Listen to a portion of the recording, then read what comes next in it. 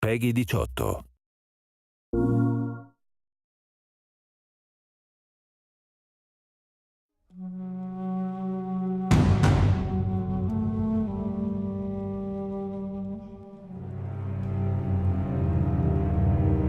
Don't make a sound. Quiet. This way. We went through quite a process trying to figure out what the infected were going to be. A very big directive from the very beginning was they're not zombies. The early inception for it really came from a BBC video we saw called Planet Earth, where they were talking about a cordyceps fungus. As soon as we saw it, we were intrigued by the idea of what if it jumped to humans? In what interesting ways would it take over a human body and then force it to spread that infection? And we figured that the real evil in the game is the fungus. It's not the people. We want to see what kind of choices a human makes under that kind of pressure. There's him. So as we're trying to develop the look of the infected, we went through so many different iterations, some that looked really alien and subhuman, some that looked just essentially like zombies, and we couldn't find like an original place for them.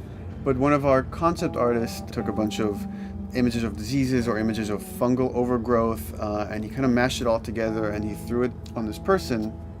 It was definitely very challenging to try to convert that 2D concept into 3D, getting kind of the feeling right from all different angles. This isn't some decaying corpse on the ground. This is a living thing that's going to be coming after you in the world. And it seemed so creepy and so unique.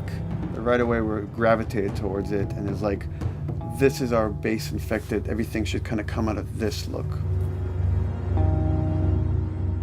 They use a form of echolocation to track down their enemies. Just like bats, or even some blind people can see by making a clicking sound. They're like, oh, what if they make this sound, and now they can see in the dark? A sound that on its own wouldn't be very scary. And then to associate it with something that people in this world are very fearful of, so that as you're exploring an environment, all of a sudden you hear this click, and you're seeing everybody just get frightened, just everybody duck, everybody hushes.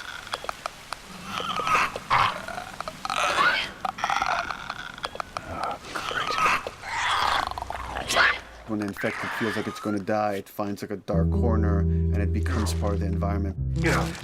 The fungus grows out of there, and if the fungus lingers there long enough, then spores will come out, and if people can breathe those spores, they become infected as well. Pretty much everyone in this world has had one of their loved ones at least become the infected, so they lost someone this way. It's a pretty brutal fate if you know, you're headed down that path. You've got some hard decisions to make.